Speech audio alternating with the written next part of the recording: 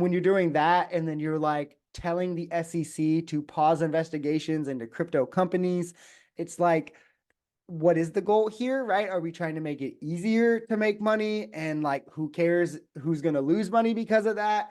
Or like, are we trying to make this a legitimate thing? So it really just all kind of reads to me as like scammy and gambly. And it's like if it wants to have its niche, I'm fine with that. Like I'm not like a banned crypto guy. At least I don't know. I don't know enough about it to have like a real position. Right. But I don't know how much I'm comfortable like the government trying to promote it to be like the next big thing.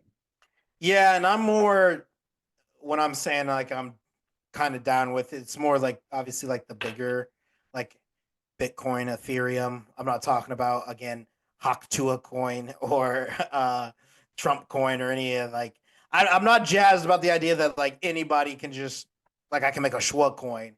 I Yeah, think that's kind of stupid. yeah, But having the whole blockchain technology is more of what I'm in it's support of. I cool. I think mean, that's I would need has some like utility.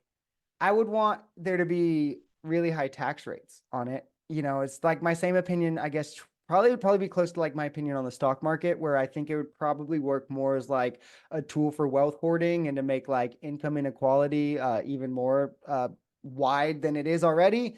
And yeah, it'd be where people would hide their money to not have it taxed, is what I would assume it would end up being, which is why I would be like uncomfortable with it being like a big thing. But Yeah, but anybody. I mean, crypto is a little bit different because it requires education to a level, at least right now, uh, that it doesn't quite take to just buy a stock. That makes it a little bit more unbalanced. But at least with like the stocks, it's not like I mean, my 2-year old has an investment account. I mean, I made it for him, obviously, but so like anybody can have one of those.